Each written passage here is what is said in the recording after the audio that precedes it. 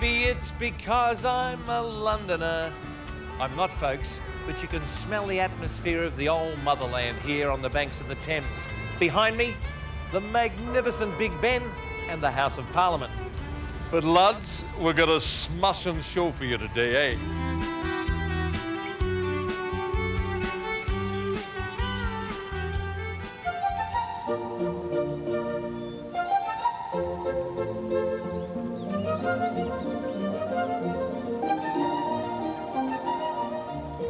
Nice looking river, Ron.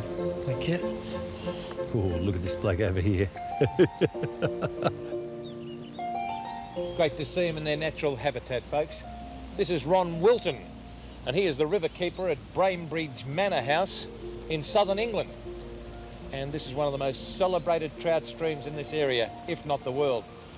What is the job of a Riverkeeper, Ron? Well, we have to cut the weed every month in the river, mow the banks, keep down predators, poaching and pollution, and look after the fishermen and make sure that everything's in its right place for the beginning of the season. Sounds like a full-time job. Certainly. Poachers, what, people coming in here illegally? Yeah, and trying to take the fish. Oh, tell us a little bit about this magnificent property. This is quite unique. This is the home of, or was the home of Mrs. Fitzherbert, George IV's mistress. It's the third house on the site. The previous two were burnt down, and at the moment it's a private residence. Tell us how, as an international visiting angler, I could get a day on this most celebrated of streams. You'd have to be extremely lucky. Oh, I'm feeling lucky today, folks. And I tell you what, folks, I'm just going to warm up my casting arm, because that bloke over there, Ron, I think he's going to be on international television, folks. Any minute now. Isn't he a magnificent look? And he's got a mate too. He just came behind him. Have a look at that. Yeah, good. Oh, gee. Yeah. We have a cast in him. Yeah, well, we better get behind him, I think. You're right.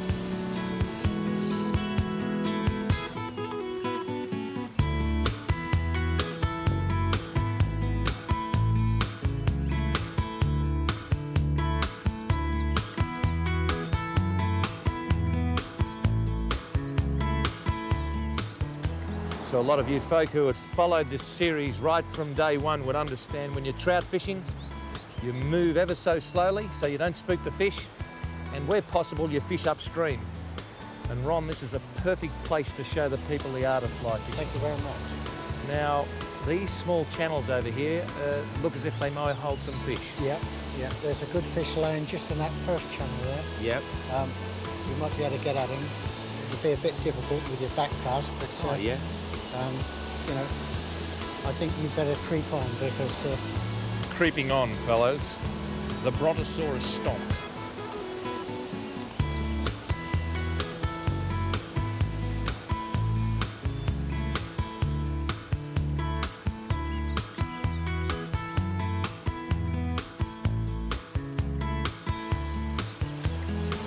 It's on the money. And, oh, it's just, oh, Ron, it's just, watch you don't take you over the fall. yeah, just fantastic.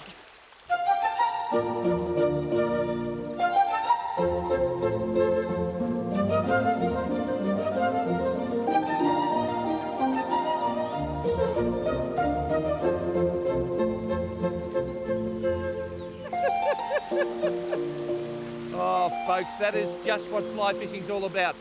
And you don't have to catch 8 or 10 pound fish. Just little brownies approaching a pound. And he came up and he took that little Adams as if there was no tomorrow. Come on, little fellow. Whoa, he's down there. And I'll just hold him there for you, Ron. So how about that, folks?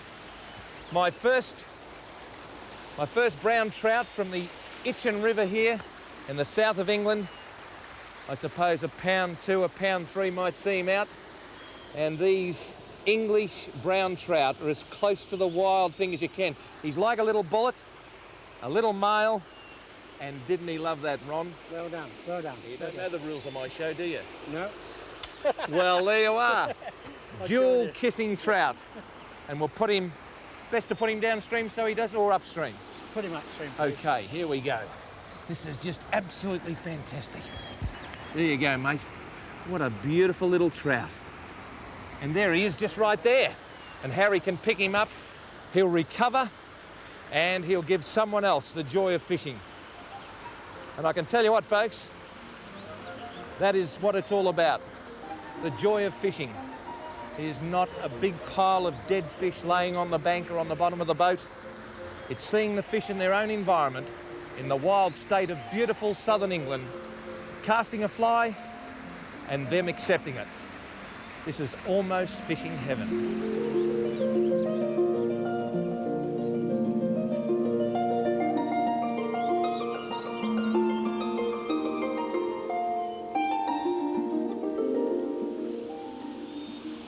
Look, there's a couple over there, Rex. See? Got 'em? In that rock. I got him. I got him. I got him, Ronnie boy.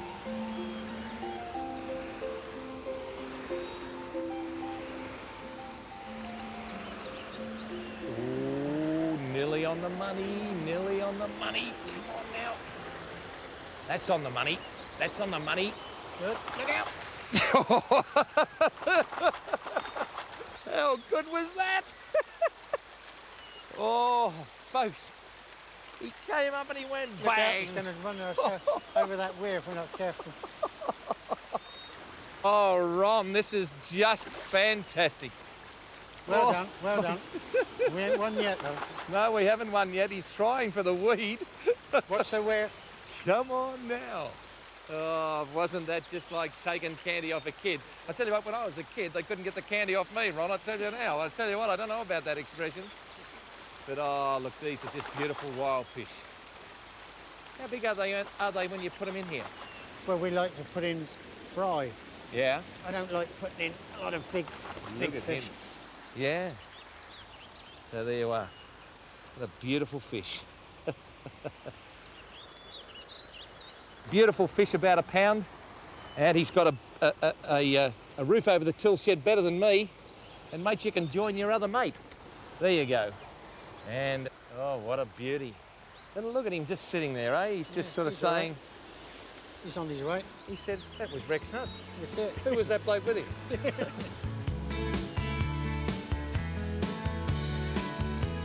You can probably gather I'm in my element. I started fly fishing in my teen years in central Victoria on streams not unsimilar to this beautiful River Itchen. Flows into the Test down there, and this is absolutely the home of British trout. It's turned it on today, and I hope you have gathered the atmosphere of what fly fishing is all about. Give it a go. For a modest amount of money, you can join this magnificent part of the country.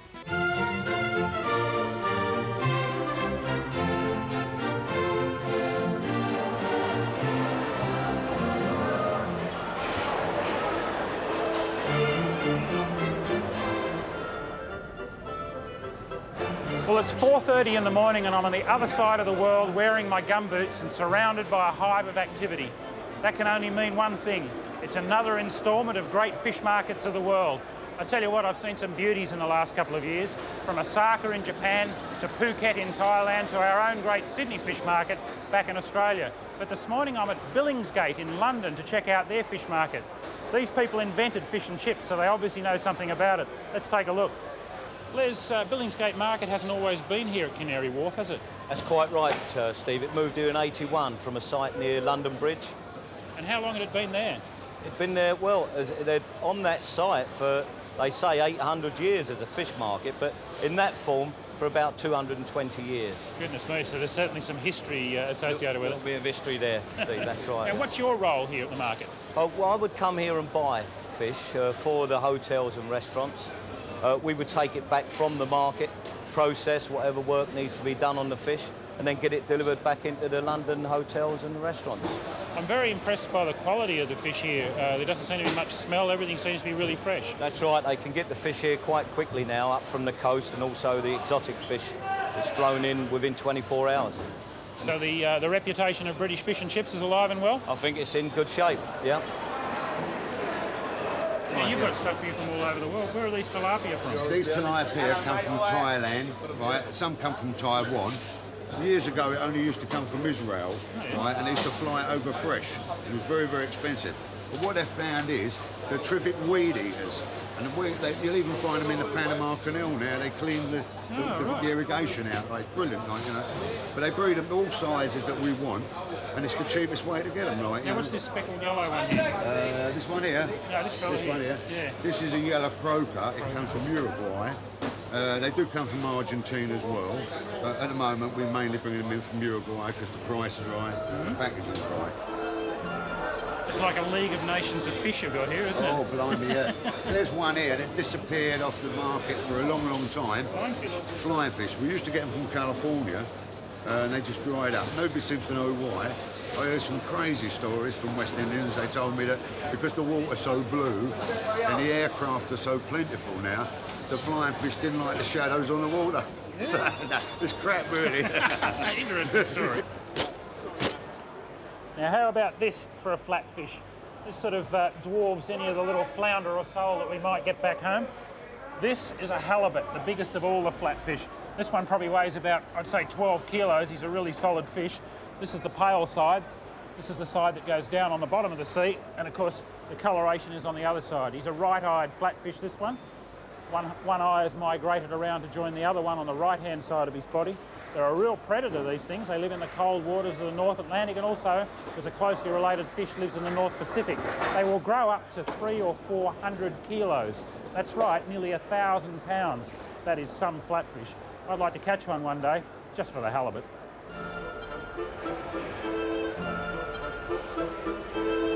There you are, mate. I had a bit of trouble finding you. Oh, I'm around, just having a look around. Such a big crowd here. Yeah, it's good. good. This is Mark Page, the executive chef from the Selfridges Hotel here in London where we're staying, a top spot. Now, mate, I've been looking at all this fresh fish. I tell you what, I'm absolutely starving. What are we going to get? Well, we've got a good selection of good local stuff here. We've got some nice little dab up here. Nice, yeah nice the flatfishes, there's a lot of flatfishes, isn't there? Yeah, we get a lot off the coast here. A lot of plaice, a lot of turbot, halibut. We got a good thing, good selection. Good skate wings, good fresh skate wings. Oh yeah, how would you cook those up? I like to just take them off the bone, pan fry them, serve them a little bit of salad, bacon salad, smoked bacon salad, something like that. It's very bony fish. I'd just like to take it off the bone, and so customers don't have to. Now these customers here are what? These are turbot, small turbot. So lovely fresh fish, still nice, a little bit of rigor mortis in there, so it's still nice. I think these are what I take my fancy with this morning. I think I'm after buying one of them. Well, I think. You've got me, mate. You've got me.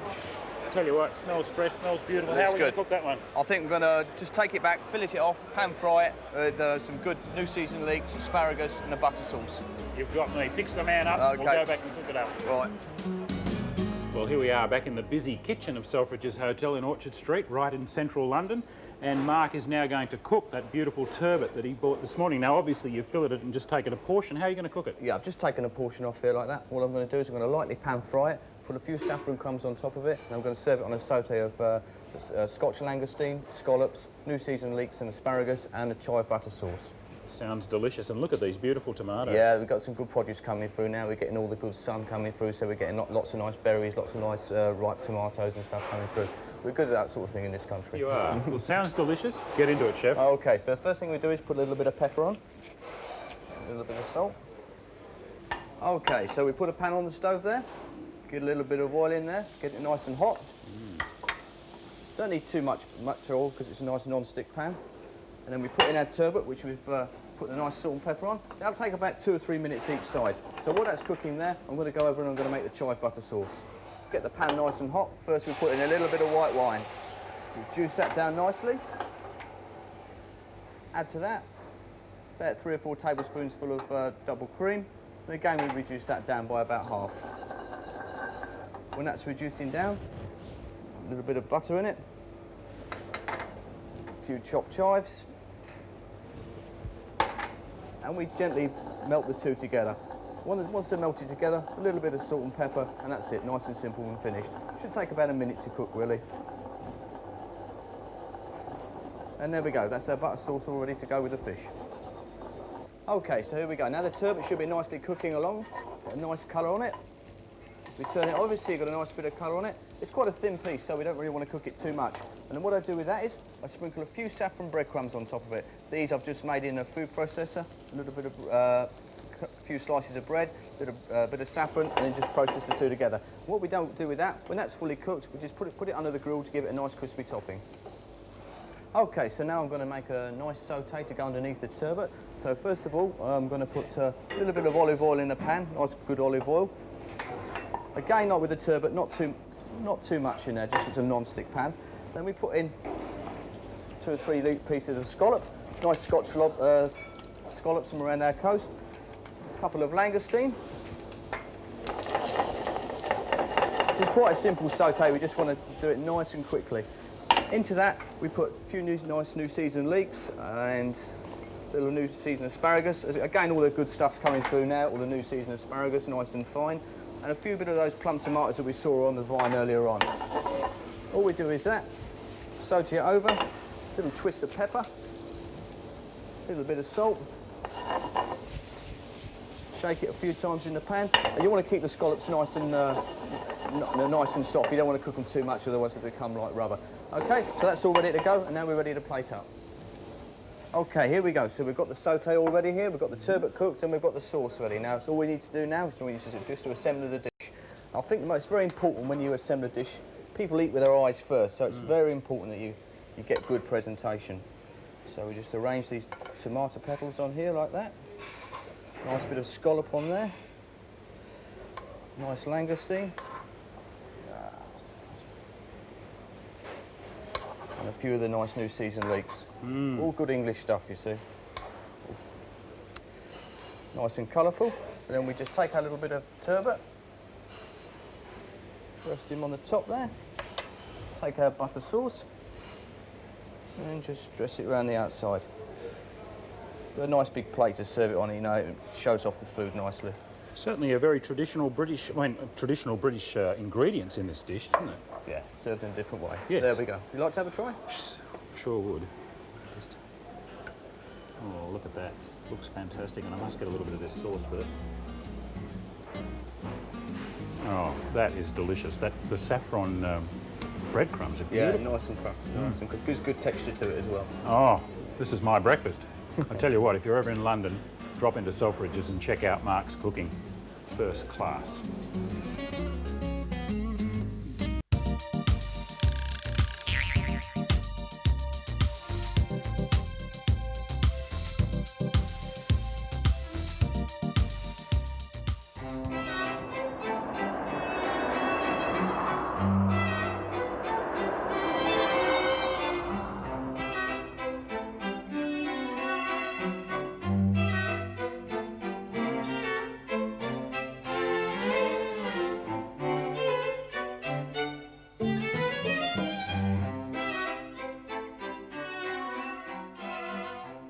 Folks, this is Great Witchingham in Norfolk. Now that's about 3.5 hours easy drive northeast of London. And this is the home place of John Wilson, one of Britain's best loved anglers. Now he's got the right qualifications to join us, folks. Over 20 books written, countless magazine articles, and a television show into its 12th series.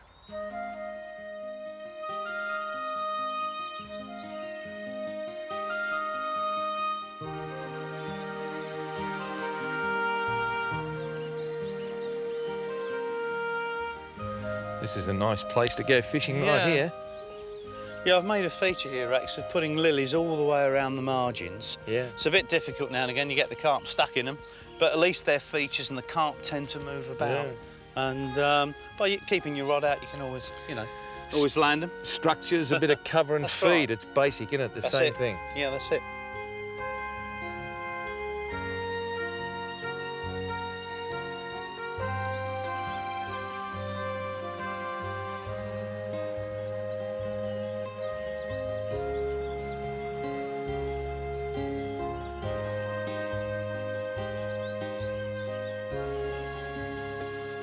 Well, a man's home is his castle or castle, whichever part of the world you come from, but a man's home here is his lake. Tell us about this. Was this always here? No, this particular lake's only 12 years old. Is it really? The lake that joins it, 200 yards away, that was dug during the last World War, and for the airfields at Weston, which is about 3 miles away, and it was dug by Atlas Aggregates. And when I bought this property 15 years ago, I asked Atlas Aggregates if there was enough minerals left along this site for them to excavate me a lake. And they said yes, and we did a deal, and 12 and a half, 13 years ago now, I cut down all these trees, 3 acres of small birch reaching to the sky with a bow saw, and the diggers moved in, pulled up the roots, and they excavated the lake. Just how I wanted it, with islands and promontories and little bays and fish movement areas. And what about the weed and, of course, the important plant life that is sort of just so important to the, well, the real basics of fish habitat?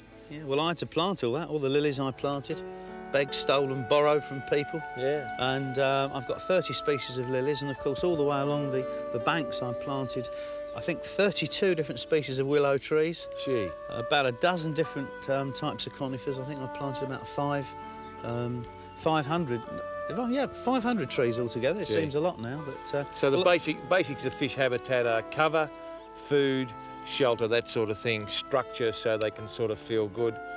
And you've got it all here. It's quite amazing. Yeah. And the nice thing about it, Rex, is the fact that the islands, for instance, provide a habitat for wildlife. Yeah. You know, us anglers are always getting knocked for fishing, aren't we? And yet here we are, fishing venue, but we've provided nesting sites for ducks and geese and stinging nettles and wild shrubs for butterflies and newts and frogs and toads. Does it spoil you with your love of fishing? You're fishing all over the world like I am for various species of sport fish, yet you've got a fantastic fishery right at your back door.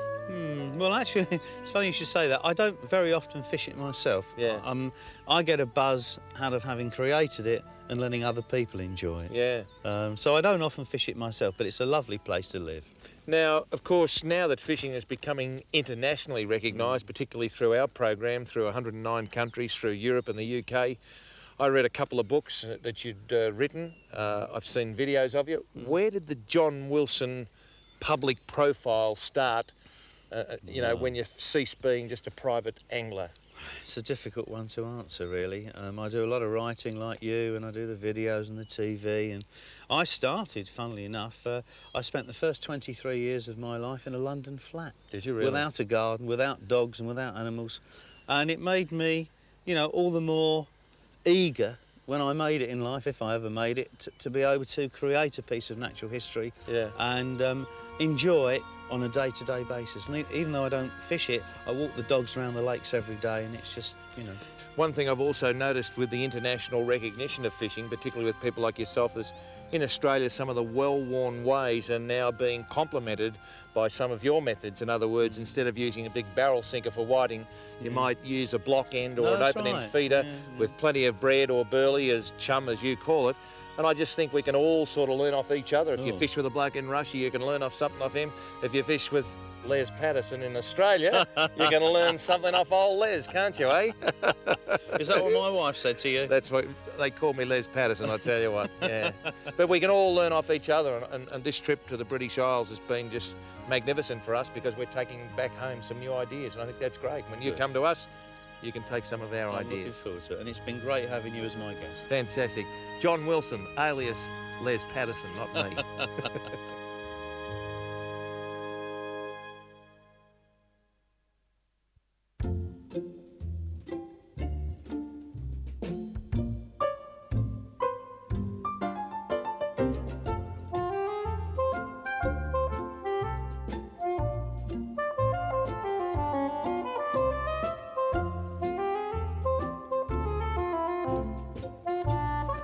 How about this, folks?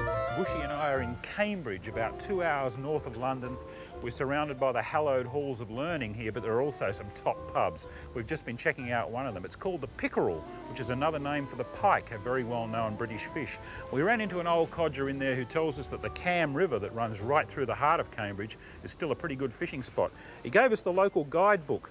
It's written by a bloke called Isaac Walton in about 1600 and something, so I hope it hasn't gone out of date. But what do you reckon, Bushy? We might go and have a fish? I think a bit of imported Aussie knowledge into these hallowed halls might do some good with the lures, Steve. Yeah, let's go and get the spinning tackle, see if we can catch a pike, maybe a perch, a chub, who knows? Let's do it.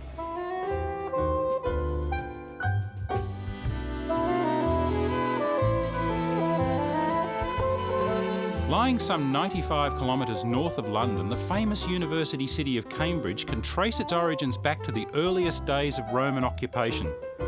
Even back then, the River Cam, from which Cambridge takes its name, was an important artery of transportation. Today, uni students earn pocket money poling tourists along the river in punts, but once the trade that these waterways carried allowed Cambridge to become one of the most affluent towns in Britain.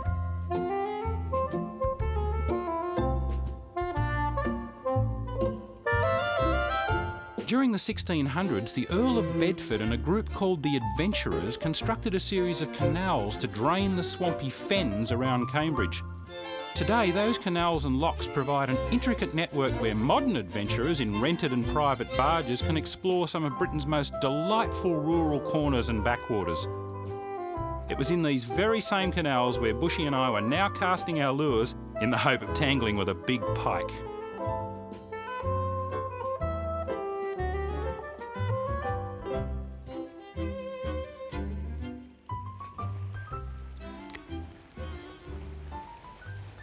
I just got a bump in there, Steve. Something hit it. Well, standing up there on the bridge, I could definitely see some little shapes coming through there, so there's something in there. Yes, got him. All right. Good on you, mate. Oh, it's got a bit of toe in it. I don't think it's a pike. No, it's coming now. It's a perch. Yep, it's a perch. A nice perch. Oh, if I It's a caught... solid one. You bring it in and I'll get down here and get it. It's pretty muddy here. It's a beauty, mate. It was not a bad perch. I'll pick him up for you. Got him, he's just about lost the... Oh. Well, there you go. That's an English perch. Now I'm back home, of course, as a redfin or a reddy. They were introduced into Australia and have really thrived down there. Up here, of course, they're a native fish. He's a really chunky little fish. Look at that big dorsal fin there. Yeah. Like a freshwater sailfish. They normally got the black piece on the back of that dorsal. Yep, that's a classic redfin, or here, of course, it's a perch. Now, I'll just hold him. I'll get a finger in the bottom jaw. Ooh, he kicked. Watch him. Yeah. That is a big lure for a relatively small fish, isn't it? Yeah, I've caught lots of fish on that lure all over the place. It seems to really take fish. All right, slipping back in the water. They're a great eating fish, actually, but everything here goes back, which is good because there's sport there for people in future. I'll slip him in for you, mate. It's pretty muddy down here, isn't it? Yeah. Oh, he's gone. Off he goes. No problem. Oh, well, we'll see if we can find a pike.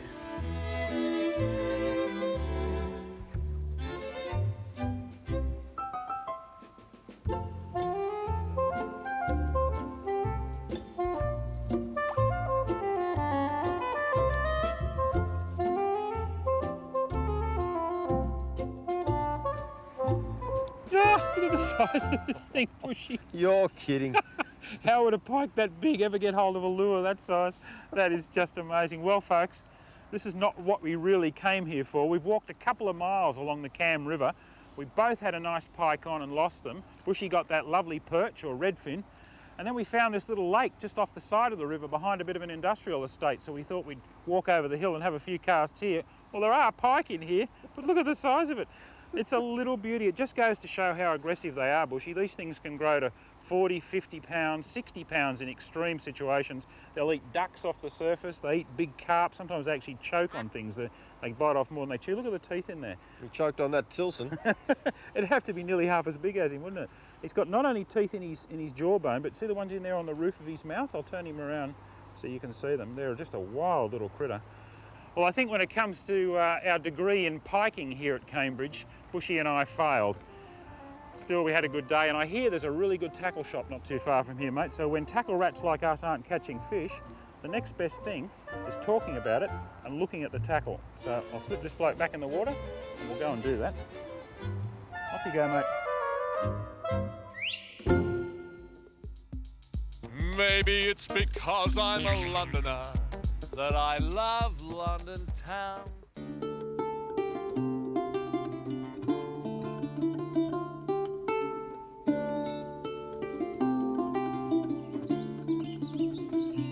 Well, folks, there's one thing about the English countryside, it makes me think of home. The rain. Nick Carberry is the managing director here of Roxbury Mill Trout Fishery at Andover, about 2 hours west of London, if you can get a spot on the freeway there, Nicholas. This is true. Now, of course, no matter where you go, right throughout this international planet of ours, people who love fishing seem to get on, and you and I have been ear-bashing off camera. But tell us a bit about yourself, first of all, where you got your start in fishing. Oh, from my brother when I was 5 years old, which is 47 years ago now. Is it really? First fish I ever caught was crucian carp. Started fly fishing when I was 12. So 40 odd years. Isn't that fantastic? And now you're all boy English gentlemen fly fishing for rainbow trout at Roxbury Mill. Tell us a little bit about the mill, because this to me is what England is all about. This is what I envisage your magnificent country to be like. This mill actually ceased functioning as a flour mill in about 1902, as far as we can tell. But the fishery was established about 16 years ago. And some of the buildings here have been declared through the National Trust as never to be demolished, and they're to be kept up to their original. They're listed, not through the National Trust, but they are listed buildings. All the buildings here are listed, even the walls are listed. Now, I just went over there to pay a visit, and I reckon I saw 1,000 trout in one part of the stream. What's on over there, Nicholas? That's where we grow the fish on. Is it? Yeah, this is one of our stew ponds. That's all brown trout over there. Now, very, very popular, the big lake and the little lake, and for a fee of what, around about 25 quid a day? 28. 28 quid a day, you can come here and take 5 fish. 5 fish, yeah. And they're magnificent fighting rainbows. So while a lot of you folk might think that it's good weather for ducks, we reckon it's good weather for a rainbow trout. Nick, what do you think? Pretty good. Do you? Well, back home we'd say, wagons home. What do we do here? Say tally-ho. Tally-ho, old boy. There he goes. Come on, Nick.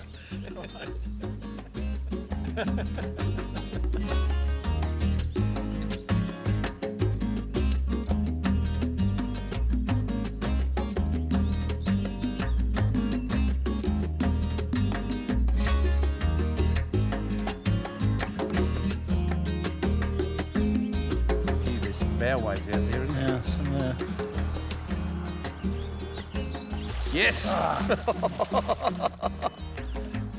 Oh, look at him. Good cast. Coming. It's coming. Seem to prefer a very slow retrieve, so... Do they? Oh, see, he took that then. Yeah. Just as soon as I gave it one twitch, he took it. And I was just a little bit behind him. Yes, good man. What a good strike. Now, folks, I'm just not quite so sure whether Nick's got a big enough net, but they're big butterflies. Beautiful looking fish. He's gone? He's gone. Oh, that's all right.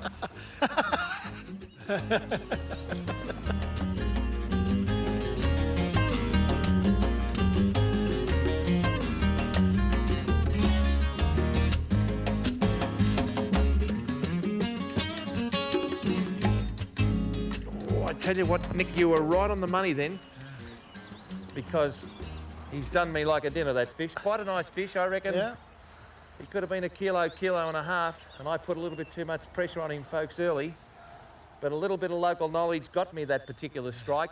Nick said, just slow down your retrieve a little bit. In Australia, I'd be more stripping to get that little flitting action of the little anchovies or the mud-eyes or little galaxiids that the fish are after. But when you're in the UK, you do as the old Poms do. And at the moment, they're giving me a nice old lacing. There's a lot of the test match to go yet. That was a good fish. I decorated him then. Yeah, that was a good fish. Yeah, it was a good fish.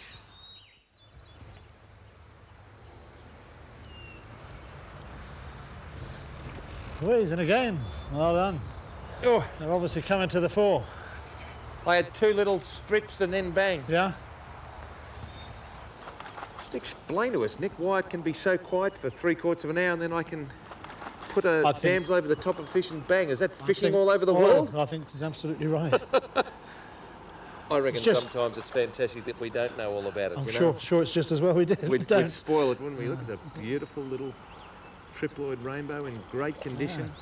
Yeah. Well, I reckon he's the best part of a kilo. Yeah. Which is a 2 pound gove. 2 pound. 2 pound gove. I'm starting to even talk like these marvellous people over here. Perhaps you might explain to our listeners back in Australia what the word triploid does mean. They're sexless fish. The eggs are pressure treated when they're after being fertilised, and you actually end up with a fish which is incapable of producing roe or milt. And therefore they don't get the urge to spawn, and therefore they don't die, and they just continue on. All they want to do is grow and eat, and they... Sounds a bit like me. So, a beautiful little fish. There he is. And perhaps we'll see him in a couple of years' time if we're lucky enough to come back here.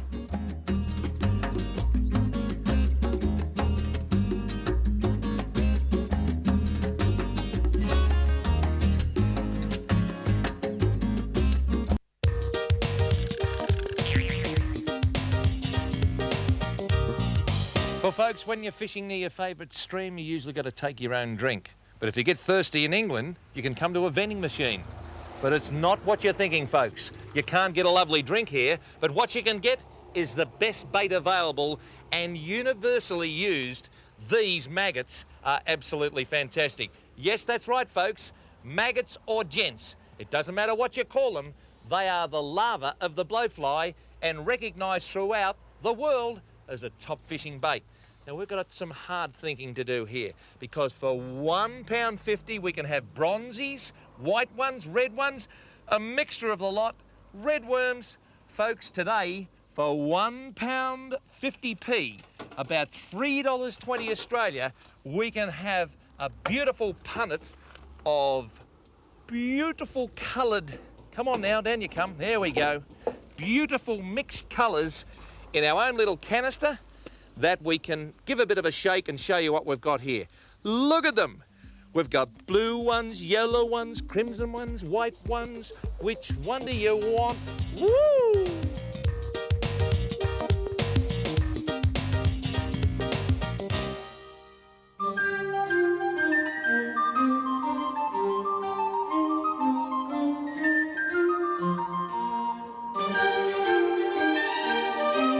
How about this? I'm at Shelton's of Peterborough, one of the biggest tackle shops in the area, and they really cater for the carp specialist.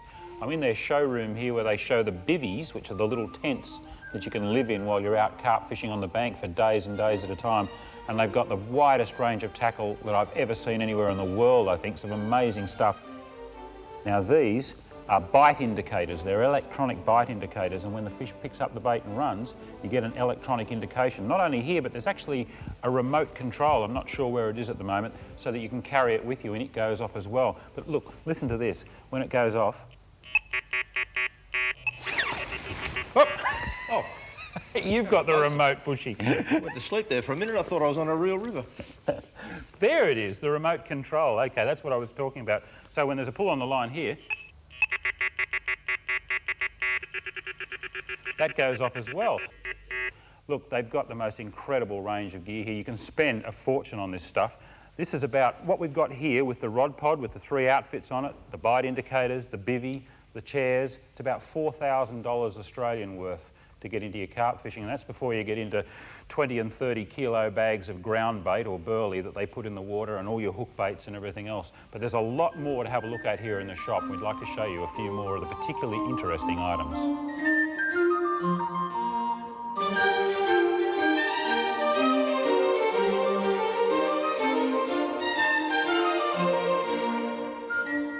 Just to give you a bit of an idea of how large some of these carp are and also how carefully the anglers here treat them, this is a padded landing mat that the fish is placed on when it's brought onto the bank for de-hooking, measuring, taking photos or whatever.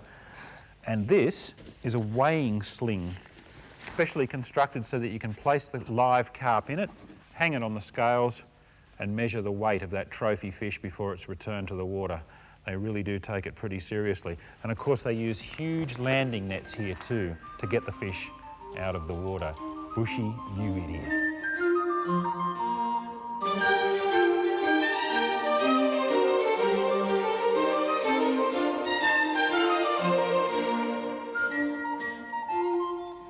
These multi-piece take-apart poles are incredibly popular here in Britain for freshwater fishing. They're used without a reel, the line's attached to the end of them, and in many cases they run an elastic up the centre of the top few sections, which acts like a big bungee cord if you hook a large fish. And some surprisingly large fish get caught on these poles. Carp in excess of 20 pounds have been landed on them just with that fixed length of line. As you can see, they're pretty long. Many of them are 11 or 12 metres long, and they go all the way up to 14 or 15 metres in length. This is a top-of-the-line Shimano pole, and it's worth close to 4,000 Australian dollars, but you can spend more than that on one as well. There's a new one on the market that's reputed to be worth close to $25,000 Australian. That's a lot of dough for a fishing pole.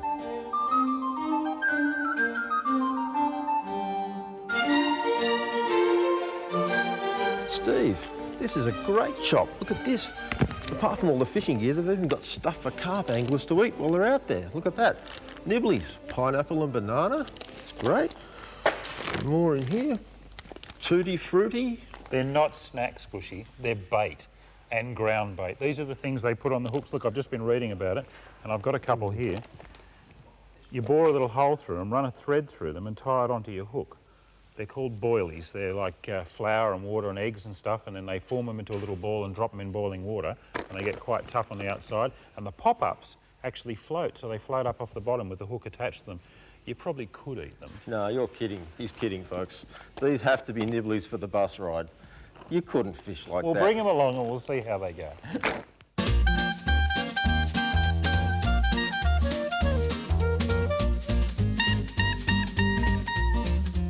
When it comes to the ultimate in carp fishing paraphernalia, you can't go past the electronic bait boat. How about this thing, Bushy? It's actually radio operated, radio controlled, goes out there and drops your ground bait, or burley as we call it in Australia, into the water where you want to fish. And you can even put your hook baits in it and deploy it. It's got a jet motor, and oh yeah, that's how it works. Pretty good. All right, let's load it up. Load it up. We'll put a few boilies in there. Oh, they're the nibblies. We'll have one later. Okay, pop it in the water. And away it goes.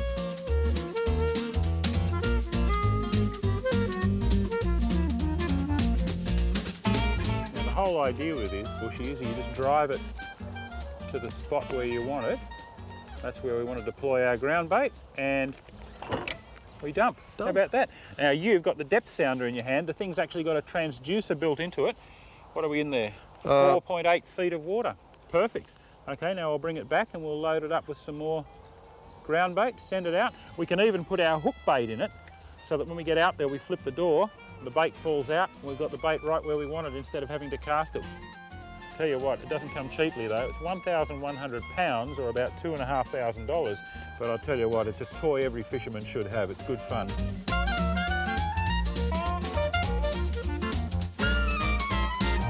It'd be a shame to waste the few we've got left by putting them out there for the fish to eat. I'll tell you what, it's bait. Well, folks, it's just about a wrap from England. We'd like to thank Thai Airlines for flying us here, and the British tourism people for making our trip so comfortable. We'll see you somewhere soon in the wonderful world of fishing. In the meantime, I'm Rex Hunt. Goodbye for now.